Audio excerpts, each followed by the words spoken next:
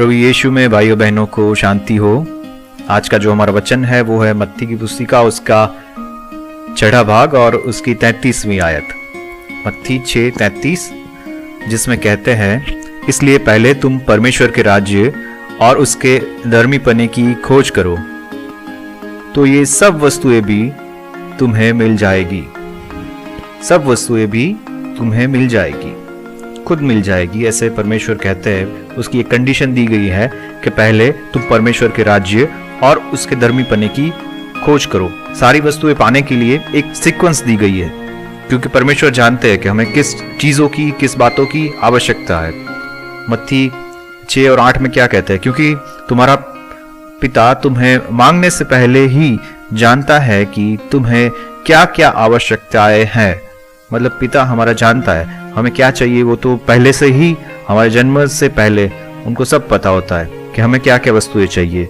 अब वो वस्तुएं अगर हमें चाहिए तो हमें क्या करना है, एक सीक्वेंस दिए, एक क्रम दिया गया है। जैसे सारी चीज़ों के लिए एक क्रम होता है। हम पढ़ाई करते हैं तो पहले नर्सरी में जाते हैं, फिर किंडरगार्टन, फिर फर्स्ट स्टैंडर्ड, सेकेंड, थर्ड, और ऐसे होते होते हम इंजीनियर बनते हैं, डॉक्टर बनता है, कोई प्रोफेसर बनता है, अलग अलग चीज़ें करता है। जैसे अगर आपको स्विमिंग सीखना हो या म्यूज़िक सीखना हो तो पहले उसका क्रम होता है।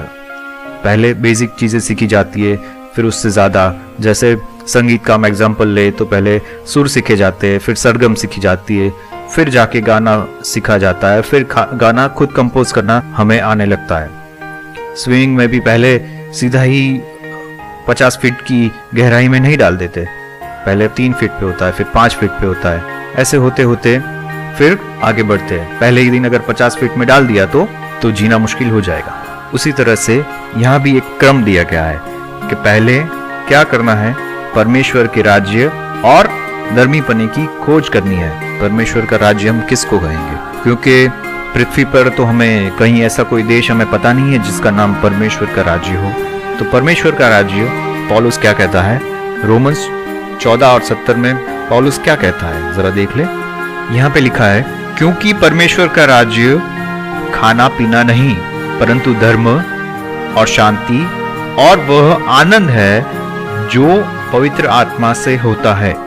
परमेश्वर का राज्य क्या है, खाना पीना तो नहीं है, पर क्या है, धर्म मतलब धर्मीपना, मेल मिलाप मतलब शांति, और पवित्र आत्मा का आनंद, आनंद जो पवित्र आत्मा से हमें हमारे हृदयों में रहता है। जैसे फिलिपी में हम देखते हैं कि सदा आनंद करो।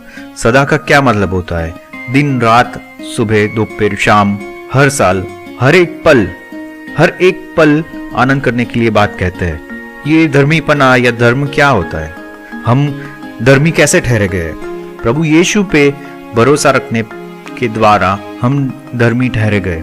उन्होंने हमारे पापों से हमें मुक्त किया और हमें धर्मी बनाया। हम हमारे खुद पे तो धर्मी बने नहीं, हमारे कार्यों से हम धर्मी नहीं बने, पर प्रभु यीशु पे भरोसा करके हम धर्मी बने। तो सबसे पहली बात, धर्मी होने के लिए भी प्रभु यीशु को खोजो।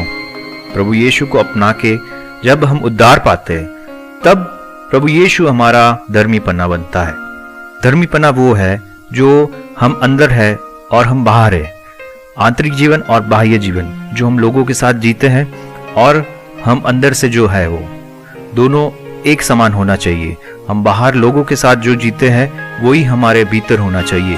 भीतर का काम प्रभु यीशु करते हैं, बाहर का काम हमें करना है, क्योंकि हम प्रभु यीशु का उजाला है। हमें लोग देखते हैं तो प्रभु यीशु को देखने चाहिए। हमारे कार्यों के द्वारा लोग समझ लेते हैं कि ये किसका पुत्र है या किसकी पुत्री है, हमारा पिता कौन है, हम किस राज्य से है, वो हमारे कार्यों के द्वारा दिखना चाहिए। जैसे किसी का पिता पेंटर होता है, ड्राइंग करता है, या किसी का पिता अच्छा संगीत बजाता है, तो उसके गुण उसके पुत्र में होते ही है। तो जब बच्चा छोटा होता है तब भी इसे पता होता है कि इसका पिता इस तरह की कोई खूबियों के साथ होना चाहिए। वैसे ही जब हमारे कार्य लोगों के मध्य में देखा जाता है तब लोग समझते हैं कि इसका पिता प्रभु यीशु है।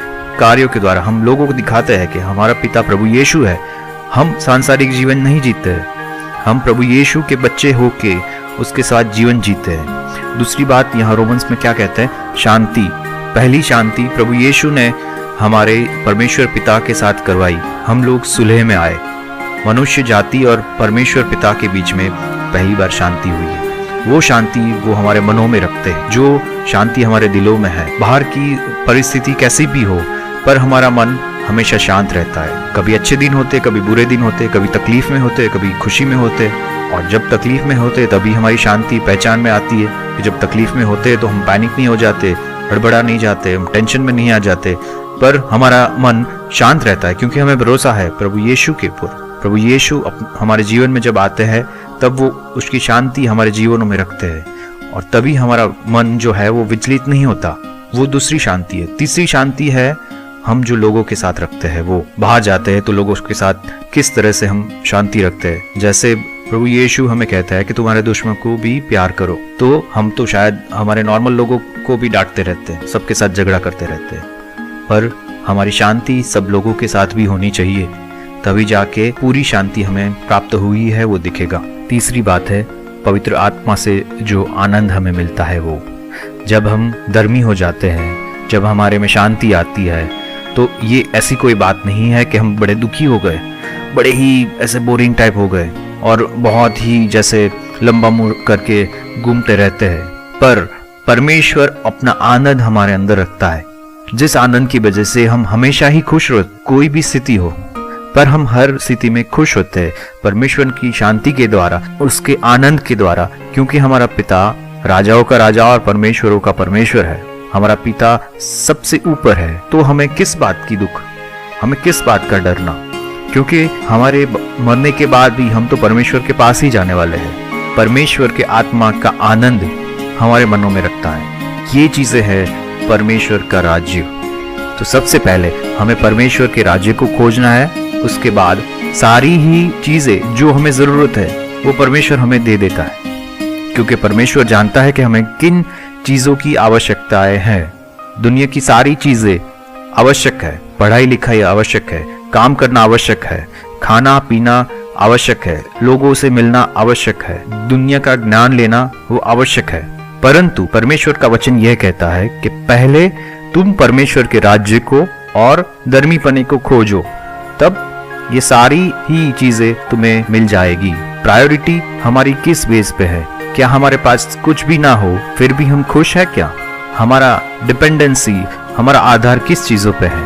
परमेश्वर के राज्य और धर्मी बने पे, या जगत से जो हमें मिला है उन चीजों पे, हमारे नॉलेज पे, हमारी पढ़ाई पे, हमारे धन पे, हमारे लोगों पे? हमारा आनंद परमेश्वर में हो, परमेश्वर हमें अपना प्रकाश दे, क्योंकि परमेश्वर कहते हैं कि सारी चीजें जो तुम्हें आवश्यक है वो मैं तुम्हें दे दूंगा।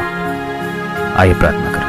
ऐ हमारे पिता, आपके राज्य को और आपके धर्मीपने को खोजने के लिए आपकी कृपा हम पे कीजिए प्रभु। हमारा आधार, हमारी प्रायोरिटीज किन चीज़ों पे है वो हमें दिखाइए।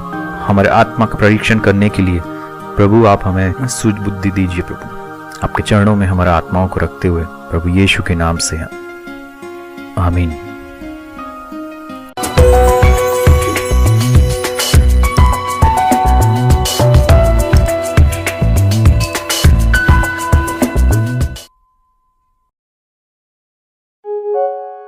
सब्सक्राइब दबाएं, लाइक करें, कमेंट लिखें और इस आशीष को शेयर कर दें।